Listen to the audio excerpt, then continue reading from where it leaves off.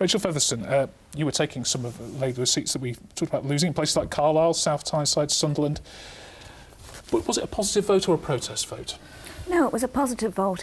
But I think the result in the local elections, despite how it's been spun by the leadership of both main parties, was more about local issues.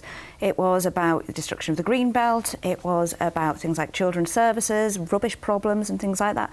We heard very little about Brexit on the doorsteps. People wanted us to focus on local issues, and that's what we did. Is that going to pose you a problem in the European elections, though, where Brexit is the issue? No, I don't think so. I think people vote for all kinds of different reasons at different types of elections. So we've had good results in the European elections previously, because people see it as a chance to take international action on climate change. So it's that favours in the North us. East, hasn't it, though?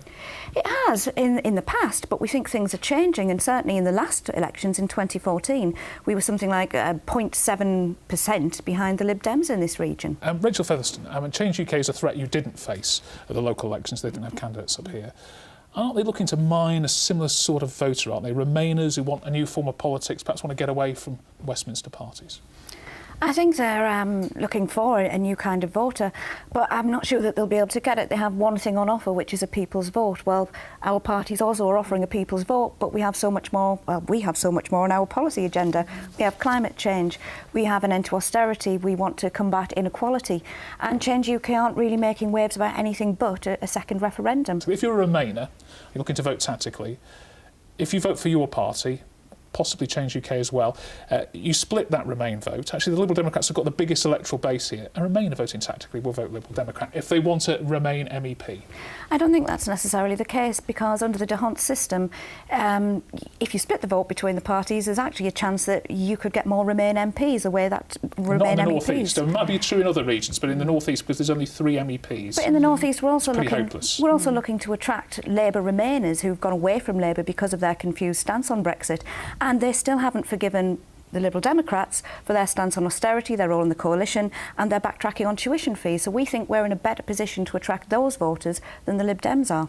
Now, this election isn't just about Brexit, it's about the country we live in. That's the message from the Green Party, which kicked off its campaign in the North East on Wednesday.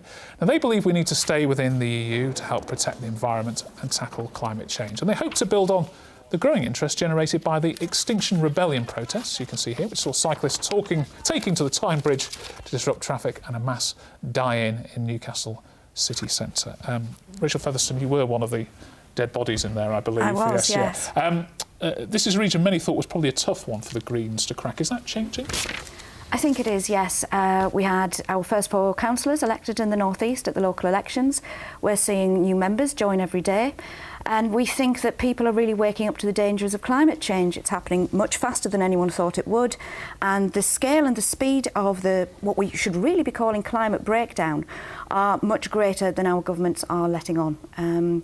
So, no, we need to do a lot more, a lot faster than the other parties are offering, and I think people are starting to wake up to that. Your party wants the most radical and rapid change, a carbon-neutral Britain by 2030, but that's a very short space of time, isn't it? And what you require is major transition of some of our industries, like steel, chemical industries that employ lots of people in this region. Are they just going to be cast aside? Absolutely not, no. It's very ambitious, but we need to be ambitious given the scale of the crisis that's facing us. But you need to bring people with you. And if industries are closing and others can't develop quickly enough to replace those jobs, that's not going to be good, is it? The European Greens and the Green Party in the UK would want to see funds set up from taxes that we'd apply to things like aviation, from taxes that we'd apply to carbon emissions, that would actually allow people to retrain, to readjust, and yes, tens of billions of pounds from the EU, from the UK government, into clean green energy, clean public transport, away from fossil fuels. All the present parties, all the main parties currently sitting in Parliament, are still intent on subsidising fossil fuels to twice the rate